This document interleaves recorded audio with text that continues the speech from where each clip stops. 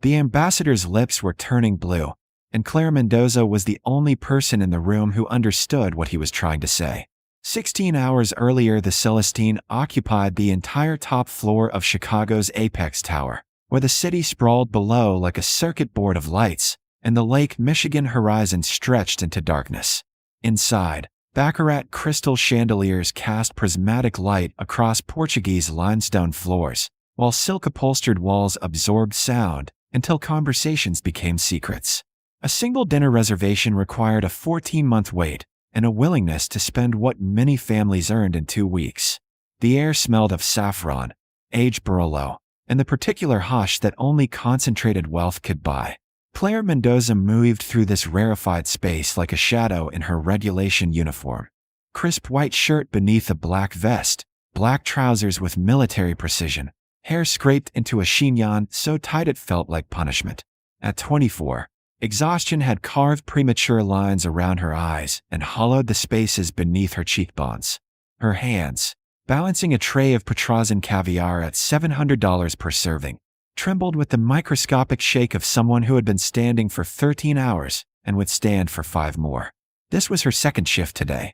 She had worked lunch service at a cafe in Pilsen starting at 6 a.m., then taken the L directly here for the dinner shift that would end at midnight. Tomorrow she would do it again. And the day after that. Because her younger brother Miguel's juvenile diabetes didn't take days off, and neither did the $287,000 in medical debt from his emergency hospitalization and ongoing insulin costs that had detonated their lives like a bomb. 2 years ago, Claire had been finishing her master's degree in applied linguistics at Northwestern University, specializing in Philippine languages and minoritized dialects. She had been fluent in Tagalog, Cebuano, Ilocano, Kapampangan, and 6 other Philippine languages by age 22. She had published research papers on language preservation and been accepted to a doctoral program at Berkeley with full funding. Then Miguel's diabetic ketoacidosis had landed him in the ICU for 3 weeks, and their parents' insurance had covered barely half the cost. Claire had withdrawn from Northwestern, sold everything, and eventually found herself here, refilling wine glasses for people who wouldn't notice if she vanished mid-sentence. Tonight's crowd represented Chicago's apex, private equity titans, real estate dynasties, tech entrepreneurs, and at Table 12, the restaurant's most prestigious position by the window, Ambassador Eduardo Reyes, former Philippine ambassador to the United Nations, dining with American investors he hoped would fund his humanitarian foundation.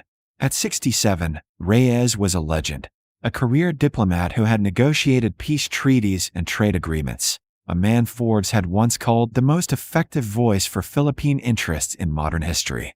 He sat with 4 Americans in nearly identical Tom Ford suits, men whose combined net worth exceeded $2 billion. At the head sat Marcus Hartwell, founder of Hartwell Capital Management, personal fortune valued at $1.3 billion by the most recent Forbes estimate. Hartwell wore a Brioni suit in charcoal gray and a Patek Philippe watch that cost more than Claire's yearly income from both jobs combined. At 54, Hartwell possessed the aggressive certainty of self-made billionaires who confused financial success with moral authority. His face held an expression of perpetual assessment, as though everyone existed to be evaluated for usefulness. He was considering Reyes's pitch for a $50 million investment in rural Philippine healthcare infrastructure, considering it the way one might consider an ant colony, with detached, vaguely curious condescension. Claire was refilling water glasses at Table 12 when she heard Hartwell's voice cut across the ambassador's careful presentation. Eduardo, I appreciate the passion, but let's be frank. The Philippines is a high-corruption environment. How do I know this money won't disappear into some provincial governor's pocket? These rural areas you're talking about. Does anyone there even speak English well enough to manage American donor requirements? Ambassador Reyes's jaw tightened almost imperceptibly. Mr. Hartwell, I assure you the foundation has rigorous oversight. I'm sure you do. Hartwell's tone carried the dismissiveness of someone accustomed to being the smartest person in any conversation. But I've done my homework. Your target villages are what, Kalinga Province? Apayao? These are tribal areas. People speak local dialects. Half of them probably can't even communicate with Manila, let alone with American auditors. The ambassador's voice remained diplomatically steady. The communities speak their indigenous languages, yes, but that doesn't indicate. It indicates primitive infrastructure. Hartwell cut him off with the casual cruelty of someone for whom interruption was a power move. Look, I'm willing to consider a smaller pilot program, maybe 5 million, but I need proof these villages can meet basic administrative standards. Can anyone there even fill out grant reports in English? Claire should have continued to the next table. Should have remained invisible, the way survival required. But she saw the flash of humiliation in Ambassador Reyes's eyes. A man who had represented his country at the UN, now being lectured about his own people by a hedge fund manager who probably couldn't locate Kalinga province on a map. Her hand stilled on the water pitcher. When she spoke, her voice was quiet but crystalline. Sir, if I may, those communities are highly sophisticated. Many residents are multilingual.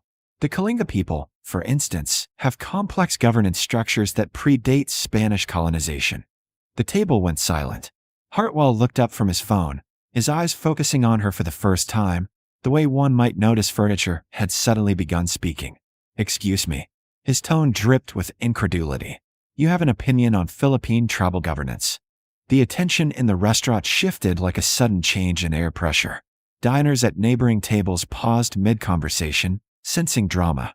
The sommelier froze mid-pour at the next table, his expression caught between professional horror and fascination. Marcus Hartwell set down his phone with deliberate slowness. He was a man accustomed to deference, and a waitress contradicting him in front of business associates violated his fundamental understanding of social hierarchy. His 3 fellow investors watched with barely concealed amusement, anticipating entertainment.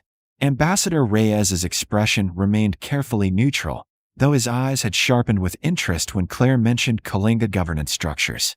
I apologize, sir, Claire said, her voice steady despite her hammering heart. I didn't mean to interrupt. I simply wanted to note that linguistic diversity doesn't indicate primitive infrastructure. The Kalinga people have multiple regional dialects precisely because of sophisticated social organization. Hartwell's smile was thin and predatory. Well, a waitress with opinions on anthropology. How refreshing. He leaned back in his chair. Let me guess, you took a college course on cultural studies? Read a Wikipedia article. I have a master's degree in applied linguistics from Northwestern, Claire said quietly. My research focused on Philippine minoritized languages. The table went very still. One of the investors coughed. Hartwell's expression flickered between surprise and annoyance, settling on condescending amusement. A master's degree. He drew out the words mockingly. And yet you're refilling water glasses. That's either a fascinating story or a damning indication of poor life choices. His investors chuckled. If you're such an expert, tell me this. If I wanted to verify that villages in Kalinga province could handle English language administrative requirements, how would I do it? Do they have internet? Phones? Or should I send smoke signals? The cruelty was casual, reflexive, the entertainment of a wealthy man at a poor woman's expense. Claire felt heat rise in her cheeks, but Ambassador Reyes spoke before she could respond. Mr. Hartwell, that's unnecessary. No, I'm genuinely curious. Hartwell's voice carried across the now quiet section of the restaurant. Our waitress here has a graduate degree in Philippine languages. Surely she can tell us something useful. What dialects do they speak in Kalinga? Can she even name one? The challenge hung in the air like a blade. Claire's hands tightened around the water pitcher, her knuckles white. She had spent 2 years being invisible, swallowing humiliation, accepting condescension as the price of survival. But something in Hartwell's expression, the absolute certainty that she would fail, that her education meant nothing, that her current circumstances erased all competence, made something crack inside her chest. Northern Kalinga, she said clearly. Southern Kalinga. Limos. Ganon. Mabaka. Magikayang. But Kalinga. And that's just the Kalinga language family. If we include surrounding areas of your proposed healthcare infrastructure, you'd also encounter Ilocano, Idanak, and Gadang speakers. Hartwell's smile had frozen. Ambassador Reyes sat forward slightly, his diplomat's mask slipping to reveal genuine surprise. Claire continued, her voice gaining strength. Most adults in those regions are at least bilingual. They speak their indigenous language and Filipino. Many also speak Ilocano or Ibanag as trade languages. English literacy rates vary by municipality but are generally higher than you'd assume, particularly among the under 40 population. The bigger barrier isn't linguistic competence. It's that foreign NGOs rarely bother to provide materials in indigenous languages, which the communities correctly interpret as disrespect. Well, Hartwell said slowly, his voice tight. Someone did her homework. That still doesn't answer my question about administrative capacity. It does, actually, Claire replied. Administrative capacity isn't about English proficiency. It's about systems and training. The Kalinga have maintained complex land rights frameworks, peace pact systems called Bwidom, and community governance structures for centuries. They're extremely capable of administration. They simply prioritize community consensus over Western hierarchical models. One of the investors murmured to Hartwell, "She's not wrong about the Bwidom system. I've read about that." Hartwell's jaw tightened. He turned to Ambassador Reyes. "Did you bring a plant? Is this some kind of setup?" "I assure you, Mr. Hartwell, I've never met this young woman before tonight." The ambassador's voice carried quiet amusement. He looked at Claire with open curiosity. "Though I find myself very interested in how someone with your qualifications ended up working here."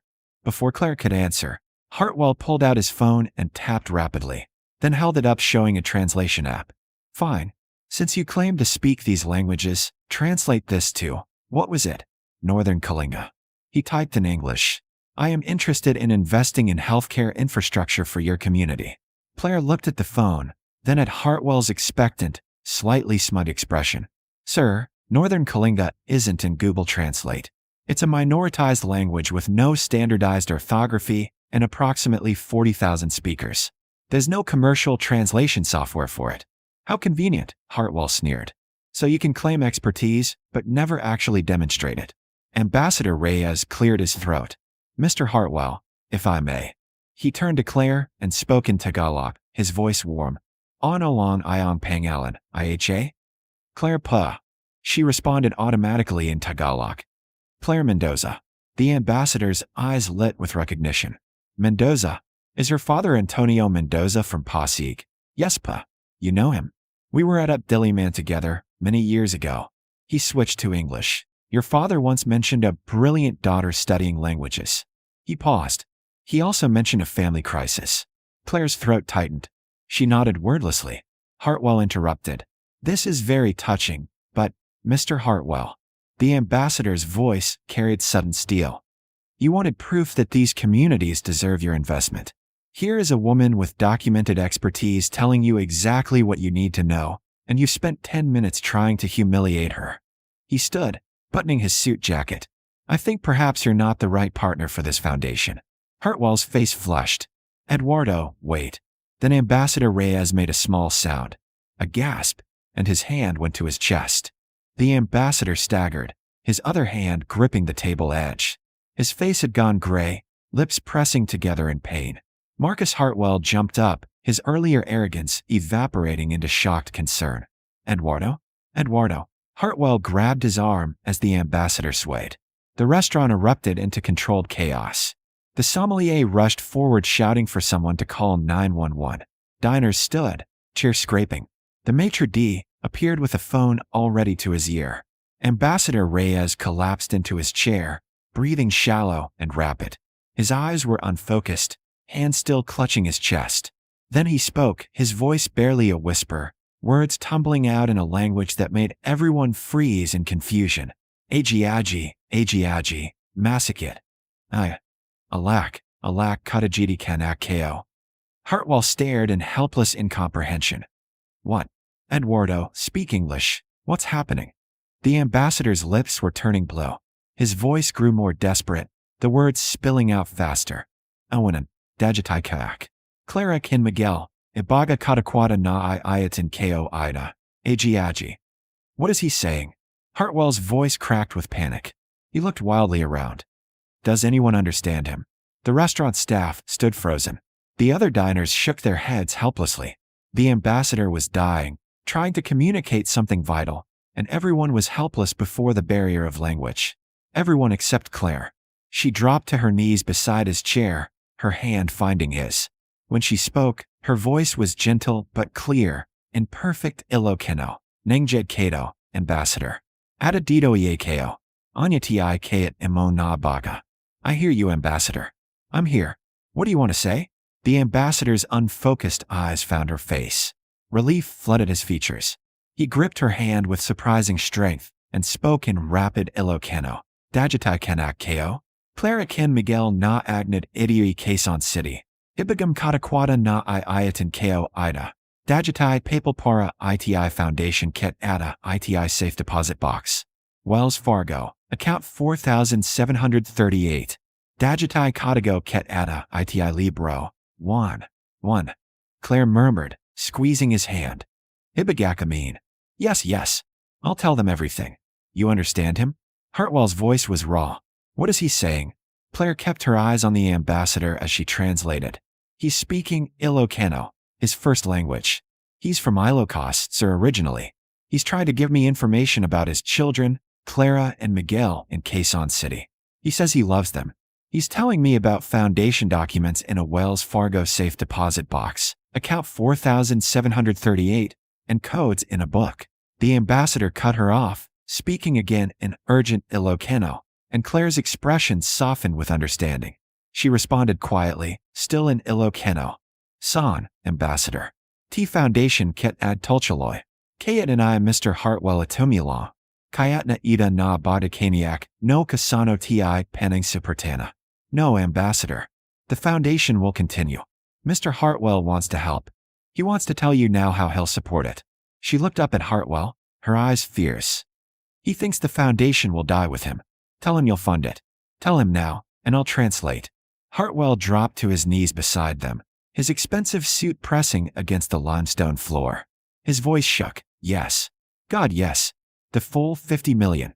I'll fund everything. The villages, the healthcare infrastructure, all of it. Tell him. Claire translated rapidly into Ilocano, and the ambassador's grip relaxed slightly. Sirens wailed in the distance, growing closer. Hartwell continued, words tumbling out. Tell him I was wrong.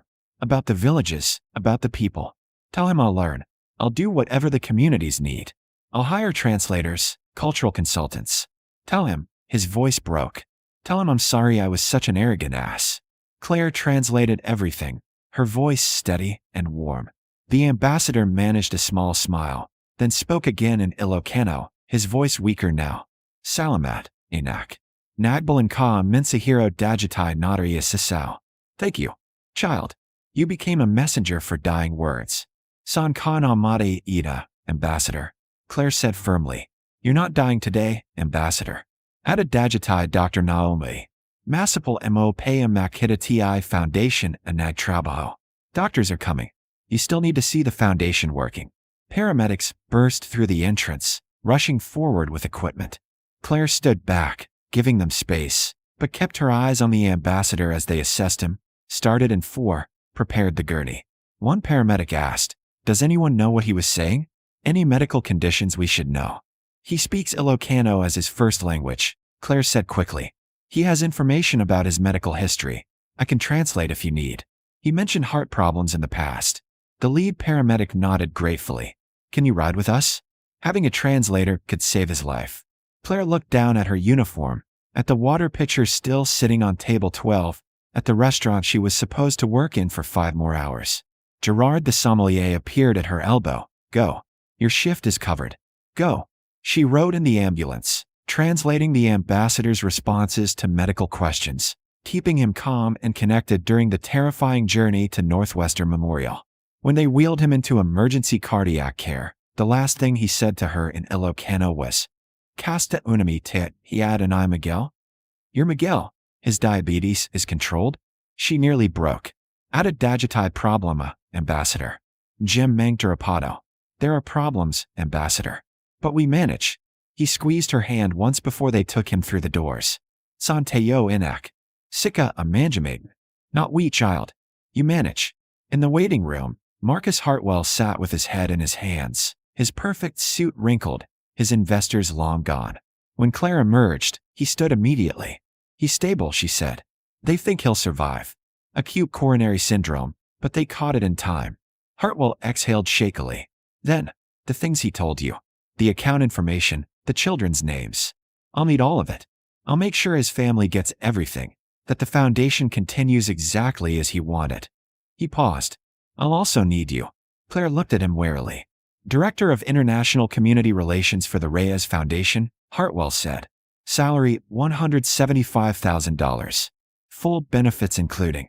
He stopped, looking at her directly for the first time with something like actual seeing. You mentioned a brother. The foundation includes healthcare coverage for families. Comprehensive. I'll also clear your existing medical debt as a signing bonus, because you saved Eduardo's life and taught me something I should have learned 40 years ago. Claire stood very still, processing. What did you learn? That expertise and worth have nothing to do with where someone stands in a room. His voice was rough, and that the people I dismiss as invisible often see more clearly than I ever will. 3 weeks later, Claire Mendoza stood beside Ambassador Reyes at a press conference announcing the Kalinga Healthcare Initiative, $50 million of funding, with implementation plans developed in consultation with community leaders, materials translated into 6 indigenous languages, and administrative structures that honored traditional governance. She stood in a professional suit instead of a server's uniform, her hair down, her hands steady. Miguel sat in the front row with their parents, his new insulin pump visible under his shirt, top-of-the-line equipment, fully covered.